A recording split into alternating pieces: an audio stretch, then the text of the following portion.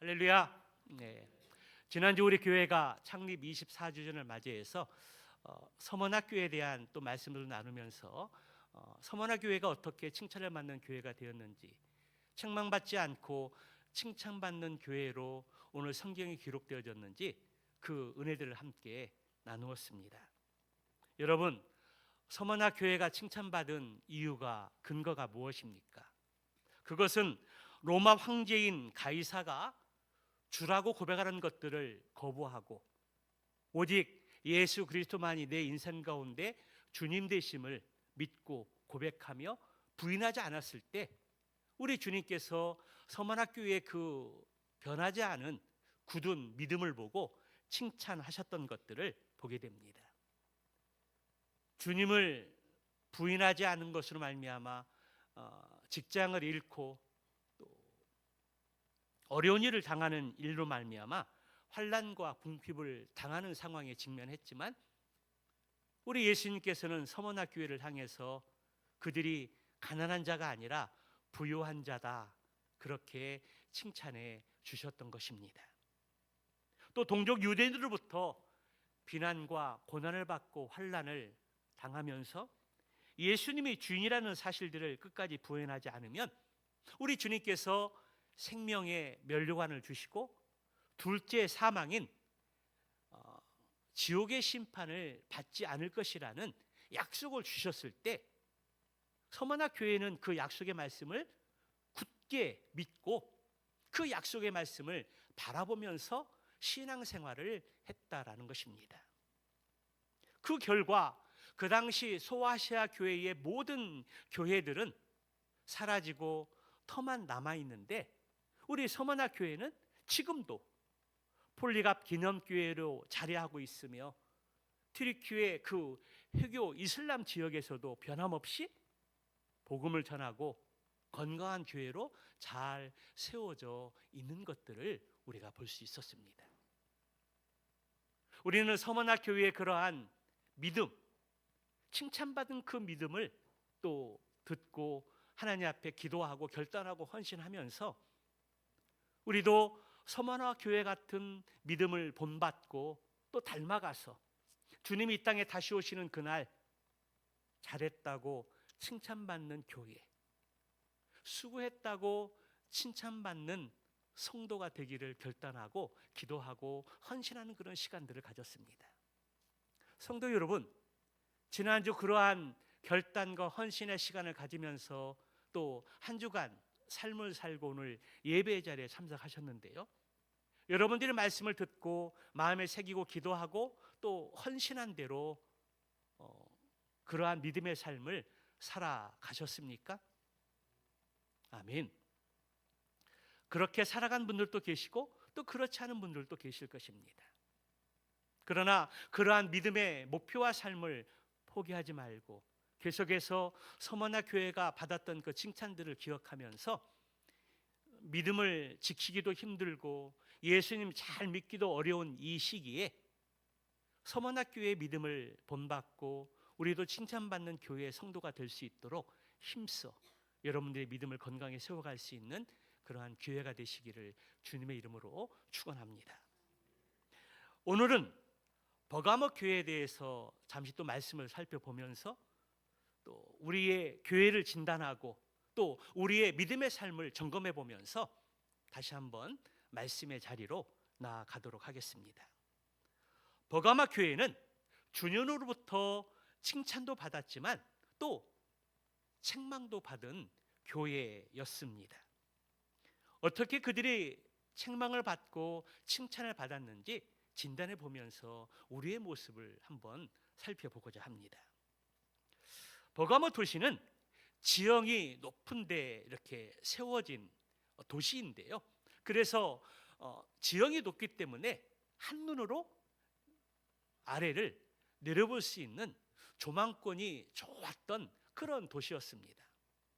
우리가 남산에 이렇게 올라가게 되면 동서남북으로 이렇게 서울 시내를 구경할 수 있는 아주 좋은 자리를 잡고 있는 곳이 바로 남산인데요, 그래서 많은 사람들이 서울을 방문하게 되면 꼭 들리는 곳 한 곳이 바로 남산입니다.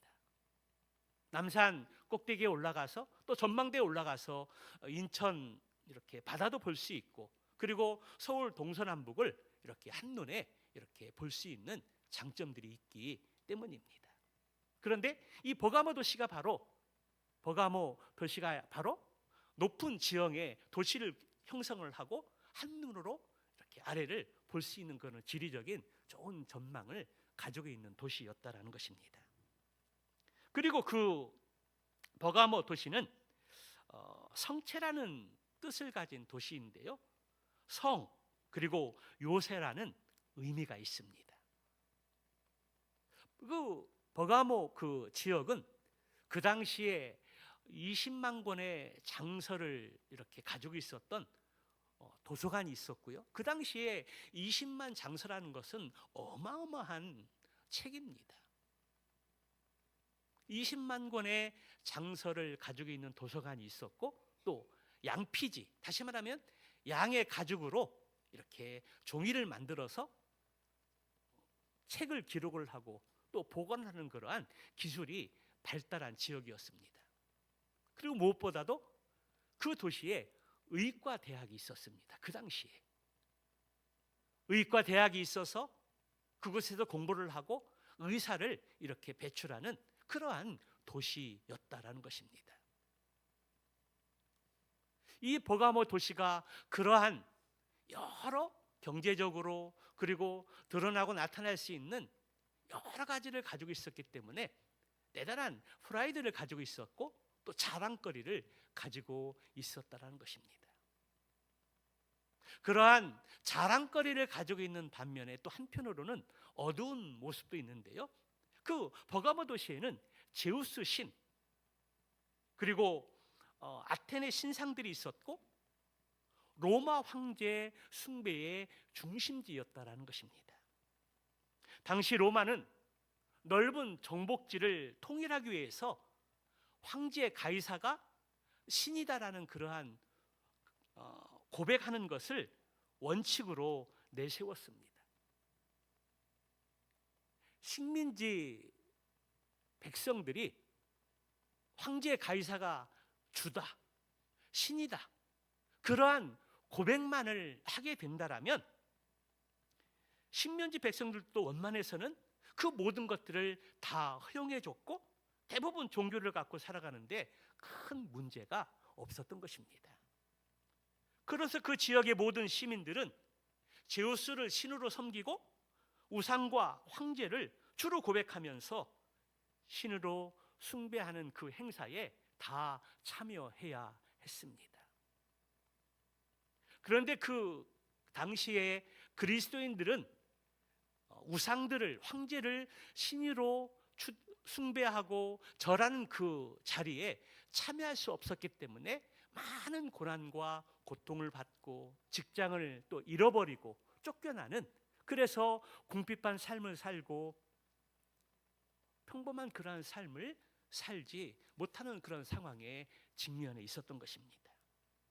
오늘 13절의 말씀에 보게 되면 내가 어디에서 사는지를 내가 아노니 거기는 사탄의 권자가 있는 데라. 여기 사탄의 권자라고 하는 이 표현은 버가모 도시가 신전과 우상 숭배의 중심지였다는 사실들을 우리에게 다시 한번 확인해 주고 있습니다. 그래서 황제 숭배를 거절하면 사형법으로 다스렸기 때문에 그 당시에 순교하는 사람들이 그렇게 많이 있었습니다. 이러한 상황 속에서 주님은 버가모 교회를 칭찬하시는데요, 여러분, 우리 주님이 버가모 교회를 칭찬하신 것이 무엇입니까? 그것은 우상 숭배의 중심지에 살면서 예수 그리스도를 믿는 그 믿음을 배반하지 않았다라는 것입니다. 13절의 중반절의 말씀에 보면 내가 내 이름을 굳게 잡아서 내 충성된 증인 안디바가 너희 가운데 곧 사탄이 사는 곳에서 죽음을 당할 때에도 나를 믿는 믿음을 저버리지 아니하였도다. 우상이 득실거리고 황제 가이사를 주라고 시인하여 살아갈 수 있는 그 도시에서 예수 그리스도의 이름을 굳게 잡고 그들이 주님을 배반하지 않았다는 것입니다. 오늘 본문에 기록되어 있는 주님의 신실한 종이었던 안디바가 황제 숭배를 거절하고 그거를 부인하게 되었을 때에 순교를 당했습니다. 그러한 순교를 당하는 상황 속에서도 버가모 교회는 주님을 믿는 그 믿음을 저버리지 않았다는 것입니다. 오늘 주님은 내 충성된 증인 안디바를 거론하고 있습니다. 여러분, 안디바라는 인물이 누구입니까? 성경에도 이곳 이외에는 기록되지 않고 있고 그리고 그에 대해서 알려진 바가 많이 없습니다. 그런데 기독교 초기 기독교 역사가인 교부 터툴리안, 아주 유명한 사람인데요. 이 터툴리안이 이 안디바에 대해서 전승에 내려오는 이야기를 했습니다. 안디바는 평신도로서 석공이라는 좋은 기술을 가지고 있었습니다.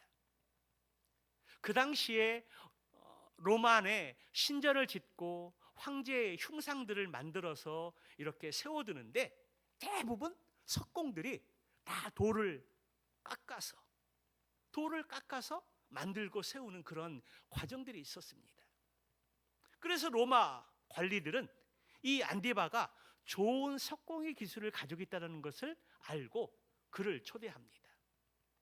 그리고 그에게 이렇게 제안합니다. 로마 신전에 그리고 황제 가이사에게 한 번만 절하면 평생 동안 내가 하는 그 일이 끊이지 않도록 많은 일들을 너에게 주겠다라고 회유합니다. 그러나 그때 안디바는 그 로마 관리인들의 그 제안을 이런 지하에 거절합니다. 하나님이 아닌 로마의 신들과 황제 가이사에게 절하지 않는 것입니다. 그리고 오직 나의 주님은 예수 그리스도 한 분밖에 없더라고 그렇게 고백하는 것입니다. 그때 로마 관리인들은 화가 치밀어서 그를 사형시키는데요. 우리가 지난주에 들어보았듯이 서만학교의 감독이었던 폴리갑은 화형을 통해서 죽음을 당했습니다. 그런데 오늘 이 안디바는 황소구리 제단에 구워져서 물이 하나도 없고 뜨겁게 달구어진 황소구리 제단에 구워져서 태워져서 순교를 당했다는 것입니다. 여러분 한번 상상해 보십시오. 함께 신앙생활을 하던 지체가 그런 황소구리 제단에서 구워져서 죽음을 당했습니다. 그러한 것들을 목격하고 들은 같은 교회 성도들의 마음이 어떠했겠습니까?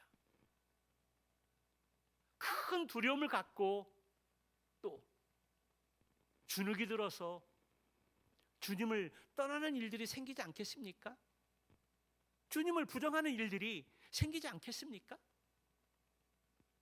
그런데 버가모 교회 성도들은 그러한 것들을 목격하고 그러한 이야기를 들었음에도 불구하고 주님을 믿는 저버리는 그 일을, 배신의 행위를 행하지 아니했다라는 것입니다. 그래서 주님은 버가모 교회 성도들의 그 믿음을 지금 칭찬하고 있는 것입니다. 여러분, 버가모 교회 성도들이 이러한 믿음을 가질 수 있었던 이유가 무엇일까요? 함께 신앙하던 지체가 황소제단 구리에 던져져 가지고 구워져서 죽음을 당하는 비참한 죽음을 목격했는데도 불구하고 예수님을 부정하지 않고 올곧게 믿음을 지켜나갈 수 있는 그 근거가 무엇일까요? 버가모 교회 성도들은 하나님께서 우상 숭배를 싫어하고 미워하는 것을 너무나 잘 알았습니다.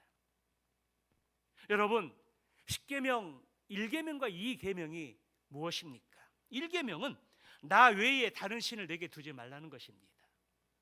두 번째 계명은 너를 위하여 새긴 우상을 만들지도 절하지도 섬기지도 말라는 것입니다.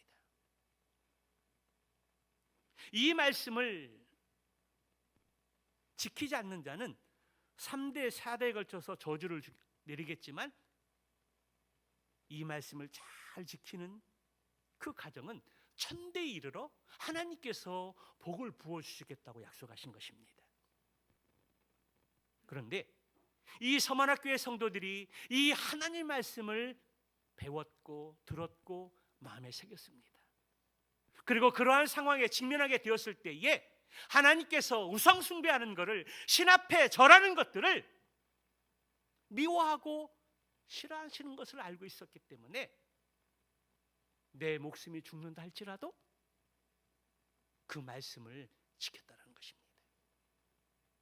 그리고 우리 예수님께서 나의 죄를 위해서 십자가에 달리셔서 물과 피를 다 쏟으시면서까지 나를 사랑해 주시고 구원하셨다는 것들을 확신 가운데 가지고 있었습니다.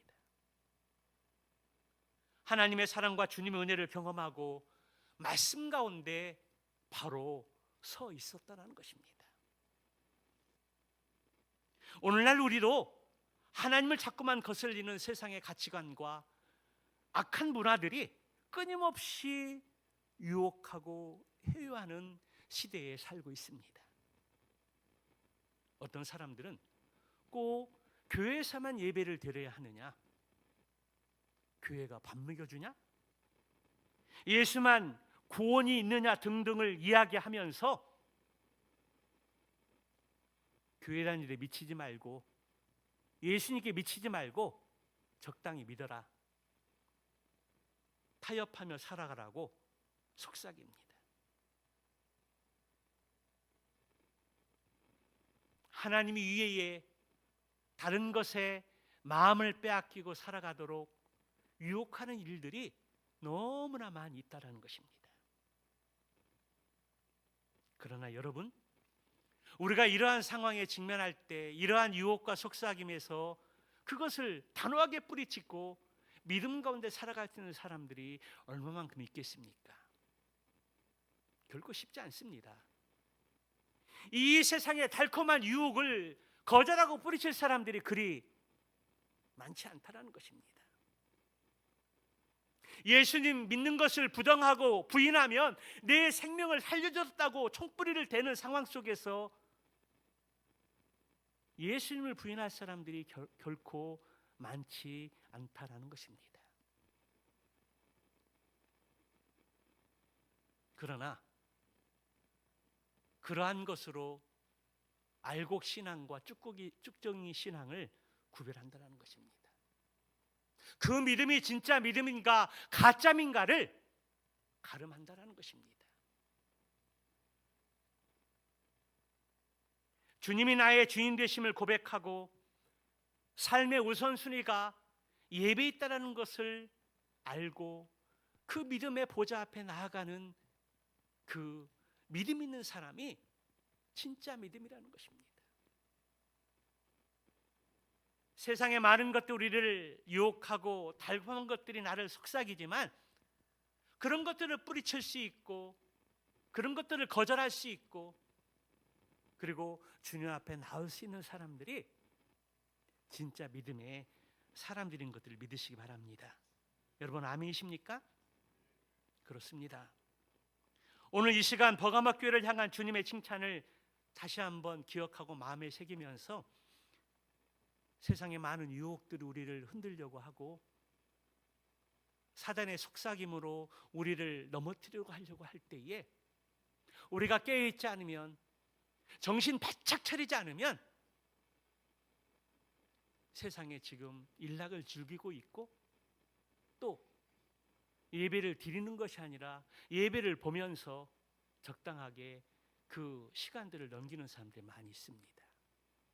여러분, 그런 유혹과 시험과 속삭임에 속지 마시고 하나님 앞에 우리의 모든 것을 드려서 예배하고 헌신하고 하나님과 교제하고 하나님 말씀 가운데 거할 수 있는 저와 여러분 모두가 다 되시기를 주님의 이름으로 축복합니다.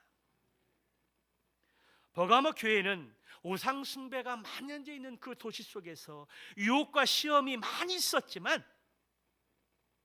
예수님을 믿는 그 믿음을 배반하지 않았습니다. 그래서 칭찬받았다라는 것입니다. 그리고 안디바라는 순교자도 배출해낸 아주 귀한 교회입니다. 그런데 버가모 교회 또한 완전하지 않은 교회였습니다. 이 세상에는 완전한 교회가 없습니다. 다 부족함을 가지고 있고 부족함을 안고 주님의 은혜를 구하면서 사역하는 것이 바로 교회입니다. 이 세상에는 완전한 교회가 없습니다. 버가모 교회도 불완전한 교회였다라는 것입니다. 주님을 배반하지 않는 믿음이 있었고 순교자를 배출해낸 아주 귀한 교회였었지만 그러기도 연약함이 있었습니다. 그래서 주님으로부터 책망도 받았는데요. 그 책망이 무엇입니까? 14절 15절의 말씀을 보게 되면 그러나 내게 두어 가지 책망할 것이 있나니 거기 내게 발람의 교훈을 지키는 자들이 있도다.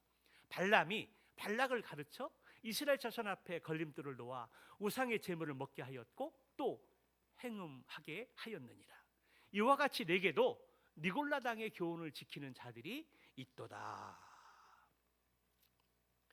버가모 교회가 주님으로부터 책망을 받은 첫 번째는 발람의 교훈을 따르는 사람들이 교회 내에 있었던 것입니다. 민수기 22장, 25장 말씀까지를 이렇게 세 장을 거쳐서 자세하게 기록해 놓았는데요. 거기에 보면 발람의 악한 괴락이 기록되어져 있습니다. 원래 이 발람은 하나님의 선지자였습니다. 하나님의 말씀을 듣고 대언하는 선지자였다라는 것입니다. 그 당시 이스라엘이 애굽에서 나와서 또 광야를 지나가면서 가나안 땅에 가는 여정이었습니다. 그런데 이스라엘이 아멜렉을 무너뜨리고 블레셋을 무너뜨리고 승승장구하면서 이제 모압 지경까지 다다르게 되었습니다. 그때 모압 왕이 두려움을 갖고 자신들도 이스라엘에게 먹힐까 싶어서 하나님의 사람 선지자 발람을 찾아가서 유혹을 합니다. 내가 너에게 많은 재물을 주고 너의 지위를 높은 곳에 세워줄 테니 나에게 와서 이스라엘을 저주하라는 것입니다.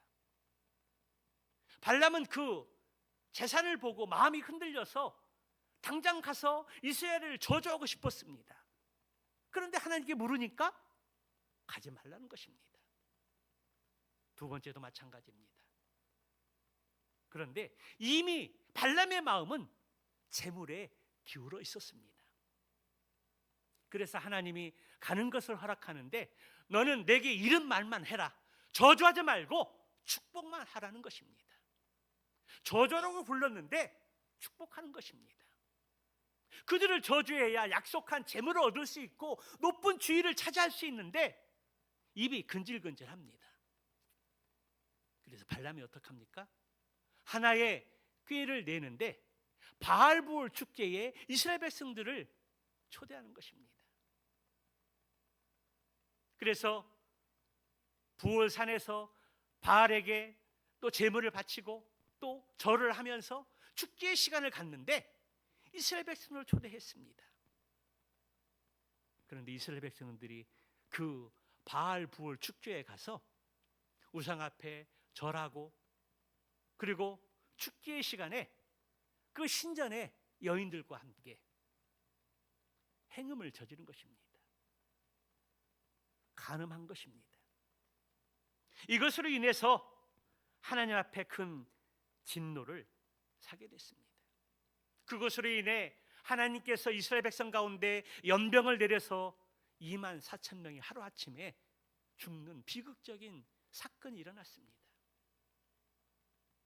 하나님의 선지자였던 이 발람, 그가 재물의 눈에 어두워서 이스라엘 백성들을 죄짓게 하는 그 일에 끌어들이고 악한 계략을 내서 그들을 멸망하게 했다라는 것입니다.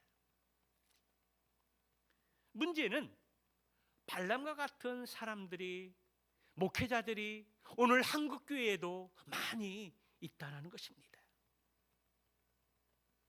하나님의 말씀을 가지고 강단에서 성도들을 올바르게 가르치고 양육해야 되는데 편향된 말씀을 이용해서 축복을 남발하고 기복신학을 양산하는 일들이 너무나 많이 있습니다. 강단에서 말씀을 선포하고 그 말씀대로 힘써 살아가야 되는데 신행일체의 삶을 살아가지 못하는 목회자들이 너무나 많이 있다는 것입니다. 그러므로 목회자들이 먼저 말씀과 기도 가운데 깨어 있어야 하고, 그리고 십자가의 복음을 잘 가르쳐야 합니다. 이 강단 속에서 십자가의 복음이 사라진 지가 너무나 오래되었습니다. 예수 그리스도의 십자가의 그 은혜, 십자가의 복음을 증거해야 되는데 목회자에 비해서 이 강단에서 정치 이야기하고 세상 이야기하고 기복적인 신앙 이야기하고 축복만 이야기하게 되면 하나님이 기뻐하지 않으십니다. 목회자는 칼이 들어와도 총이 들어와도 예수 그리스도의 십자가의 복음, 이 거룩한 사명을 선포해야 되고 삶으로 살아낼 수 있어야 합니다. 어중간에 양다리 걸쳐서 목회 생활을 하지 말아야 됩니다. 성도들이 양다리 걸치고 그리고 알곡의 신앙인으로 쭉쭉이 신앙인으로 살아가지 않도록 목회자가 깨어 있어야 한다는 것입니다. 또 성도들은 동일하게 깨어 있어서 영적 분별력을 갖고 예배와 말씀과 기도 가운데 살아갈 수 있도록 이끌어 가야 합니다. 성도들은 교회 생활과 가정 생활과 그리고 사회 생활이 다르지 않도록 동일하도록 힘써야 한다는 것입니다. 교회 생활 따로, 사회 생활 따로, 이중적인 생활에서 우리가 벗어나야 합니다.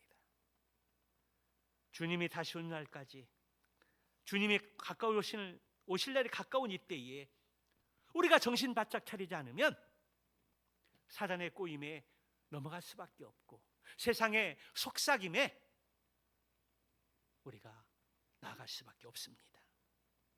바라기는 목회자인 저뿐만 아니라 행복한 우리 모든 성도들이 하나님의 말씀과 기도와 예배 가운데 바로 깨어 있어서 말씀을 통해 하나님의 뜻을 분별하고 그 하나님의 뜻이 우리 가운데 그 하나님의 뜻이 이루어질 수 있도록 믿음의 삶을 힘써 살 수 있는 저와 여러분 모두가 다 되시기를 주님 이름으로 축원합니다. 두 번째, 버거마 교회가 주님으로부터 책망받은 두 번째는 니골라당의 가르침을 따르는 사람들을 책망하셨습니다. 여러분, 니골라가 누구입니까? 사도행전 6장에 보면 초대교회에 7명의 안수 집사를 세우는 일들이 있는데요, 그 가운데 한 분이 바로 니골라입니다. 니골라는 초대교회의 성도였었고 믿음과 성령이 충만하고 칭찬받는 사람이었습니다. 그래서 그가 초대교회 수백 명, 수천 명 그 성도들 가운데 7명을 뽑을 때 한 사람이었습니다. 안수집사를 세우는 기준이 무엇입니까? 믿음과 성령에 충만하여 칭찬받는 사람. 이 니골라가 그런 사람이었다는 것입니다. 니골라는 처음에 신앙생활을 잘했습니다. 예수님의 십자가의 죽으심과 부활하심을 굳게 믿는 사람이었습니다.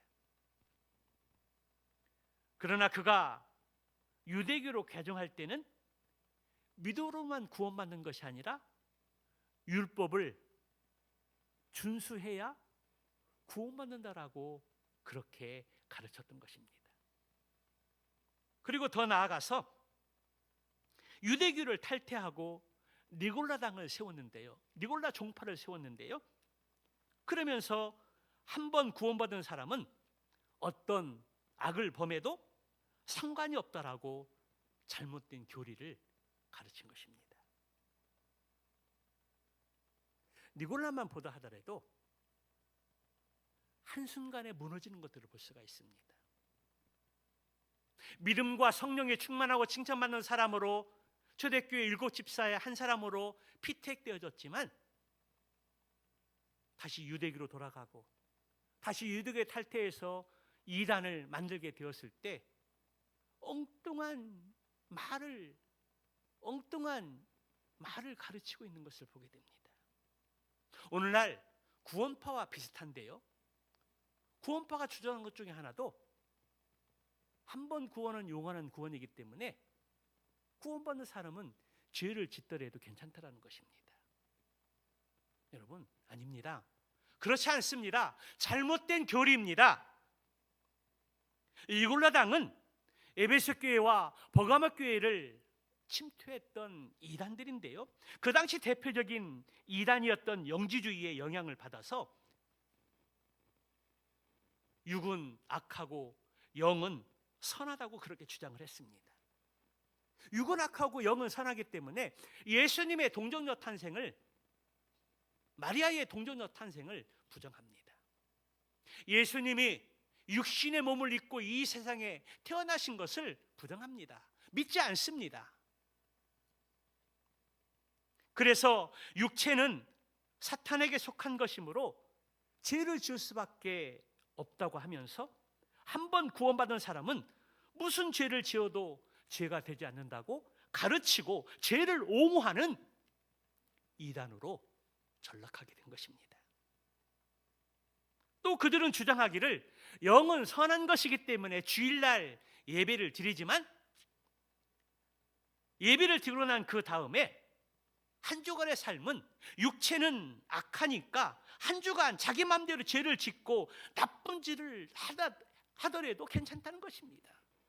그리고 주일날 교회에 와서 회개하면 모든 죄가 용서된다는 것입니다. 이것이 바로 니골라당이 주장하는 교리의 내용이었습니다. 그런데 버가모 교회 성도들 몇 사람들이 그 니골라당의 교리를 받아들이고 따르고 추종했다는 것입니다. 그래서 버가모 교회에 혼란을 가져왔고 분란을 가져오게 되어졌던 것입니다. 그런데 오늘날 이러한 사고를 가진 사람들이 교회에 많이 있다는 것입니다. 주일날 예배를 드린 그 이후에 한 주간 동안 우리가 삶으로, 생활로 예배를 드리는 삶을 살아야 되는데 전혀 다른 삶을 살아가고 있다는 것입니다. 주일만 거룩한 성도의 삶을 살고 그 나머지 한 주간의 삶들은 세상 사람들과 전혀 다를 바 없는 사는 사람들이 너무나 많이 있다는 것입니다. 그래서 주일 예배 후에 성경적인 가치관을 가지고 이 세상을 변화시키고 있는 그 자리에서 복음의 사명을 감당하는 것이 아니라 그 크리스찬의 정체성을 잃어버리고 세상의 가치관을 가지고 말씀과 전혀 다른 삶을 살아가는 사람들이 있다는 것입니다.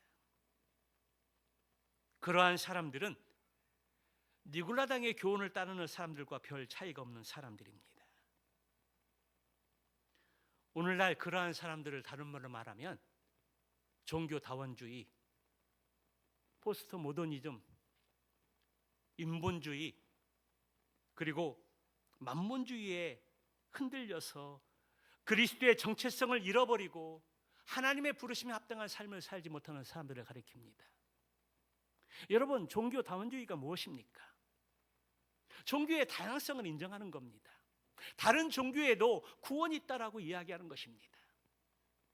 그러나 여러분, 예수 그리스도밖에 구원은 없습니다.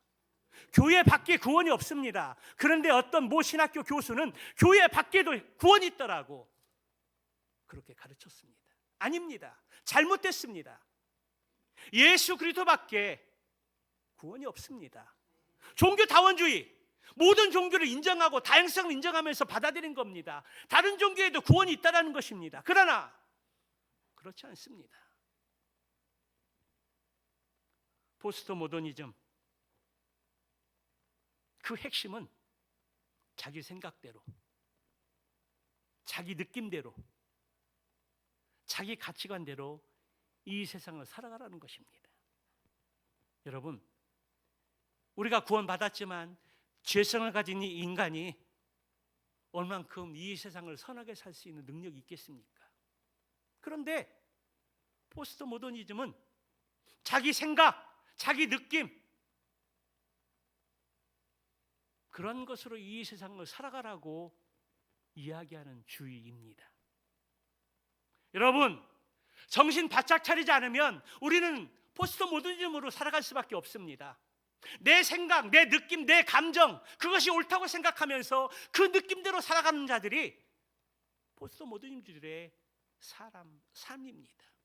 인본주의, 성경 중심이 아니라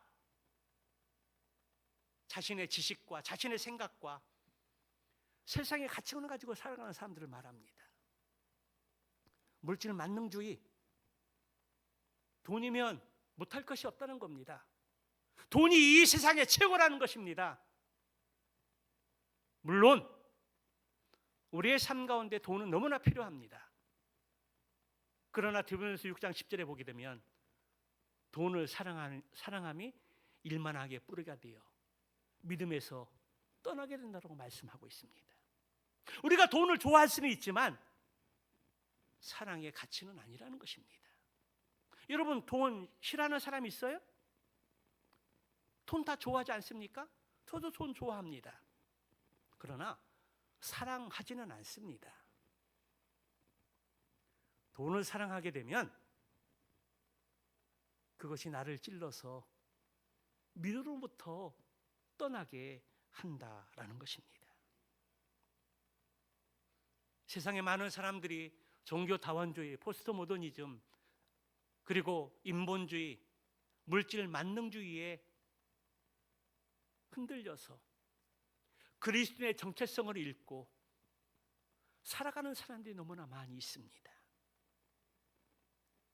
지금 주님은 발람의 교훈과 일굴라당의 교훈을 따른 자들을 책망하시면서 경고하시는 것이 무엇입니까? 16절의 말씀에 보면 그러므로 회개하라. 그리하지 아니하면 내가 내게 속히 가서 내 입의 검으로 그들과 싸우리라. 회개하지 않으면 하나님이 심판하시겠다라는 겁니다. 여러분, 여기 심판이라는 의미가 무엇입니까? 회개는 마음을 바꾸다, 돌이키다, 옛집을 부순다는 뜻이 있습니다. 이것은 이단 교리로 굳어진 마음을 돌이키고 거짓된 교리를 버리고 그리스도에 대한 믿음과 신앙을 회복하라는 의미입니다. 그러면서 회개하지 않으면 내 입의 검으로 가서 그들과 싸우겠다고 말씀하시는데, 이것은 심판을 말씀하시는 것으로 무서운 경고의 말씀입니다.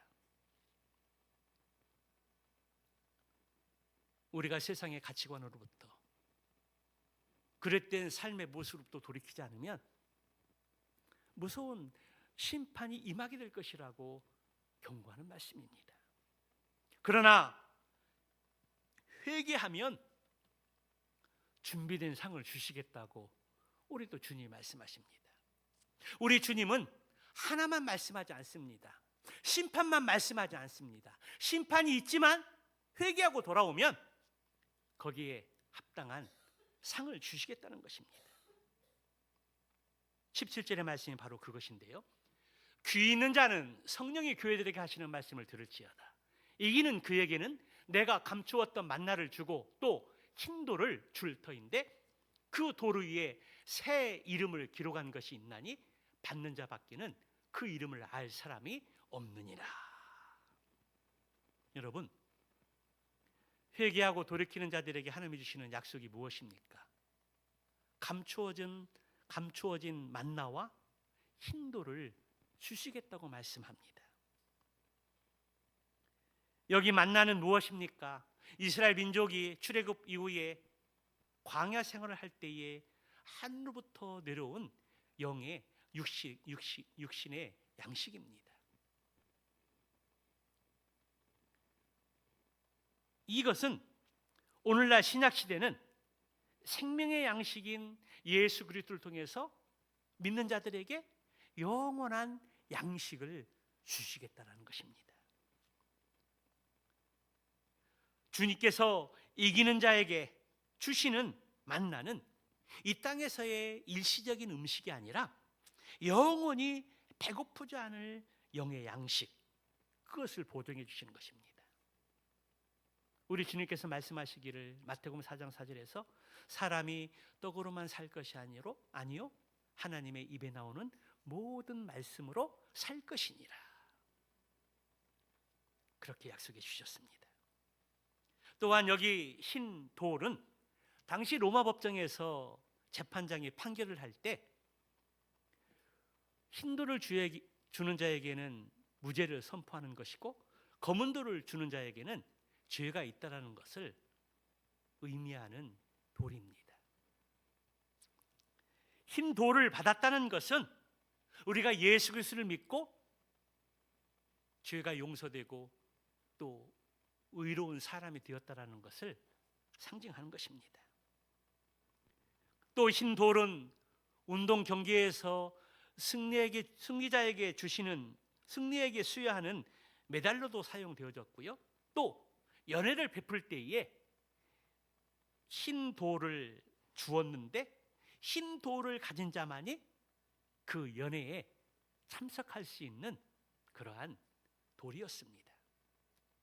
이라는 의미의 배경으로 생각해 볼 때 이기는 자에게 흰 돌을 주겠다라는 것은 죄악을 이기고 승리한 그리스도인들에게 모든 죄를 용서해 주시고 영생의 상급을 주실 것이며 하늘나라의 새로운 백성으로 입적해서 영원한 풍성한 삶을 누리도록 해주시겠다는 약속의 말씀입니다. 그러므로 만나는 영원한 양식을, 그리고 흰돌은 장차 천국에 들어갈 수 있는 증표로 아주 중요한 개념입니다. 이것은 부활을 통해서 새하늘과 새 땅을 들어갈 성도임을 증명하는 것이고 하나님 나라는 오직 예수 그리스도를 통해서만이 들어갈 수 있음을 우리에게 말씀해 주는 것입니다. 그렇습니다. 좌우의 날선 검을 가지신 우리 예수님께서 영원한 생명이신 만나를 먹을 수 있도록 하는 것이며 또 모든 죄를 끓은 자만이, 승리한 자만이 천국의 초대장인 흰돌을 주시겠다고 약속하고 있습니다. 그리고 주님은 그 흰돌 위에 무엇을 기록할 것이라고 말씀하고 있습니까? 새 이름을 기록할 것인데 그 돌을 받은 자 외에는 그 이름을 알 사람이 없다라고 말씀합니다. 여러분, 여기 새 이름은 무엇을 의미하는 것일까요? 천주교에서는 이렇게 세례를 받게 되면 세례명을 주는데요, 위대한 성인들의 그 이름을 이렇게 세례명으로 주는 경우도 있고요, 성경에 기록되어진 본받고 싶은 존경하는 사람들의 이름을 또 세례명으로 주는 경우들이 있습니다. 그런데 여기서 말하는 새 이름은 그러한 이름이 아니라는 것입니다. 성경의 인물들을 이렇게 보게 되면 그들의 삶에 따라서 하나님께서 그 이름을, 주님께서 그 이름을 바꿔주는 경우들이 있는 것을 우리는 종종 보게 됩니다. 구약의 아브라함이 아브라함으로, 아내 사레가 사라로, 그리고 야곱이 이스라엘로, 또 신약에서는 시몬이 베드로로, 사울이 바울로. 그러한 이름들을 바꿔주신 것을 볼 수 있는데요. 여기 새 이름은 그 사람의 품성과 일생을 나타내는 것으로서 믿고 변화된 인격이고 삶이고 그리고 열매가 바로 새 이름이라는 것입니다.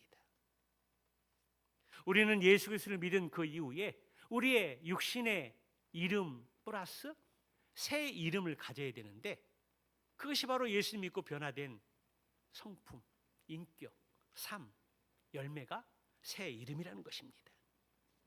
그러므로 우리도 하나님의 말씀을 믿고 따르면 우리 예수님을 통해서 신령한 만나를 먹게 될 것이며 성결한 삶을 통해서 새 이름을 받게 되는데 그 새 이름은 또 하나님의 자녀, 하나님의 백성, 하나님의 하늘의 시민권자라는 존귀한 새 이름을 얻게 될 것입니다. 말씀을 맺습니다. 오늘 버가마 교회에 대한 말씀을 들으면서 우상 숭배의 중심지에서 그리고 순교를 당하는 그러한 무서운 그러한 상황 속에서 버가마 교회 성도들은 주님을 믿는 믿음을 저버리지 않았습니다. 배신하지 않았다는 것입니다. 그러나 그들이 발람과 또 리골라당의 또 교훈을 받아들이고 따르고 추종하는 것으로 말미암아 우리 주님께 책망을 받았습니다. 이러한 것들을 보면 신앙이 아무리 굳건하다고 해도 넘어지는 일들이 많이 있다는 것입니다. 그래서 선자는 넘어질까 조심하라고 말씀하고 있습니다. 죄의 유혹 앞에서 안전한 신앙인은 한 사람도 없다라는 것입니다. 믿음도 한순간에 무너집니다. 믿음을 저버리지 않았다고 칭찬받고 순교자를 배출했던 버가모 교회. 그러나 한순간에 발람의 교훈과 이단 사상을 받아들이게 되었을 때에 우리 주님으로부터 꾸준함을 듣고 책망을 받았습니다. 그런데 감사한 것은 책망으로 끝나지 않았다는 것입니다. 너희들이 이 말씀을 듣고 회개하면, 이 말씀을 듣고 돌아오면 감추어진 만나와 또 흰돌을 너에게 주겠다고 우리 주님이 이름을 걸고 좌우에 날선 검을 가지신 검, 그 검이 무엇입니까? 하나님 말씀 아닙니까? 좌우에 날선 검을 가지신 히브리 4장 12절의 말씀, 우리 심령과 골수를 찔러 쪼개기까지 하고 우리의 깊은 심령 내면까지 다 드러내시는 그 하나님의 말씀, 그 말씀이신 우리 예수님께서 그렇게 약속해 주십니다. 회개하고 돌아오면 감추어진 만나와 흰 돌을 너희에게 상으로 주겠다. 사랑하는 성도 여러분, 오늘 버가모 교회에게 말씀하시는 이 책망과 또 칭찬의 말씀은 동일하게 우리 교회와 그리고 우리 개인에게 주시는 하나님의 말씀입니다. 오늘 칭찬을 들으면서 나에게도 우리 교회가 버가모 교회 성도들 같은 그러한 주님을 저버리지 않는 믿음이 있는가? 세상에 어떤 유혹이 온다 할지라도, 달콤한 속삭이 온다 할지라도 내가 그것을 붙잡고 가는 것이 아니라 그거를 이런지하에 거절할 수 있는 담대한 믿음이 있는가 생각해보고, 그리고 책망받았던 그러한 성적 타락, 우상 숭배, 그리고 잘못된 이단 교리를 받아들이는 말미암아 넘어지는 일들은 없지 않은가 다시 한번 생각해 보면서 칭찬받을 일의 영역들은 우리가 더 힘써 그러한 삶을 추구하면서 굳게 믿음을 지키고 책망받은 이 일들은 우리가 다시 한번 반면의 교사를 삼고 경계하면서 하나님 말씀 가운데 바로 설 수 있는 기회가 되시기 바랍니다. 그리고 오늘 예배 이후에 한 주간의 삶이 반복되어지는 주님과 상관없는 세상을 즐기고 그리고 내 가치관과 생각과 감정과 뜻대로 살아가는 포스트 모더니즘의 어떤 그러한 삶이 아니라 그런 것들을 경계하고 멀리해서 오직 하나님이 나에게 주신 말씀을 마음에 새기고 또 묵상하는 가운데 어떻게 하면 우리도 버가마 교회가 받았던 이 칭찬을 우리도 받을 수 있을까? 책망받은 것을 멀리하고 끊고 하나님 약속하신 만나와 그리고 힘도를 받을 수 있을까? 묵상하고 기도하는 가운데 믿음으로 살아낼 수 있는 우리 교회, 우리 성도님들 제가 되시기를 주님의 이름으로 축원합니다.